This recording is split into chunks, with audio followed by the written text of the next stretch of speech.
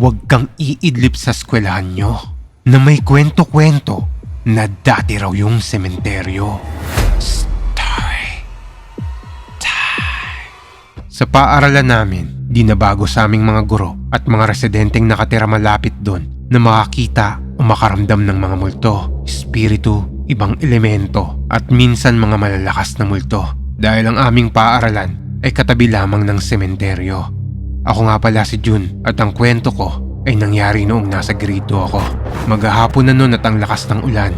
Dahil nga hapon na at medyo tinatamad at inaantok na rin ako, hindi ko na malayan, bigla na lang akong nakaidlip. Tapos maya-maya, bigla akong nagising dahil sa dumadampi sa akin na malamig na hangin. Paggising ko, bigla akong nakaramdam ng takot dahil sa nakikita ko sa classroom namin. Hindi ako makapaniwala sa nakikita ko ng mga oras na to kasi hindi yun mga kaklase ko at yung guro ko, yung nasa loob ng classroom namin. Mga nilalang sila na animoy nakikinig at nag-aaral din. Pero hindi sila mukhang mga buhay na tao. Mukha silang biktima ng kung anong pangyayari dahil duguan ang mga yon at punit-punit ang mga ibang parte ng damit nila.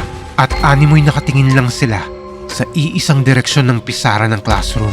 Grabe yung takot at kaba ko ng mga oras na to dahil hindi ko alam kung tama ba yung nakikita ko hanggang may isa sa kanila ang nagsasalita. May bago ata tayong classmate. Nakaupo siya sa may likuran. Dito na nanlaki yung mata ko nang biglang nagtinginan lahat yun sa akin at lahat sila duguan at wasak-wasak ang muka. Tapos bigla akong nahimatay sa takot hanggang nagising na lang ako. Nasa klinik na ako at yung klinik pa namin noon ay parte ng principal's office at hinati lang yon para magkaroon ng klinik sa aming paaralan. Tinanong ako ng mga guru namin kung bakit daw ako nahimatay. Bigla akong naalala yung mga nakita ko at nanginig ako sa takot at halos hindi ako makapagsalita. Ngunit sa huli ay nahimasmasan ako at nagawa kong ikwento yung mga nangyari.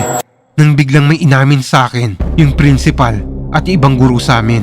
Taong 1990 raw ay inutusan nila ang mga grade 2 students para mag-gardening nang biglang lumindol ng napakalakas at nagresulta yun ng pagguho at pagkatumba ng isang parte ng gusali sa saktong kinaroroonan ng halos mahigit 20 estudyante na nagga-gardening at lahat ng yon natagpo ang wala ng buhay. Kaya maaaring yung mga nakita ko raw ay mga kaluluwa ng mga biktima ng pagguho noong 1990.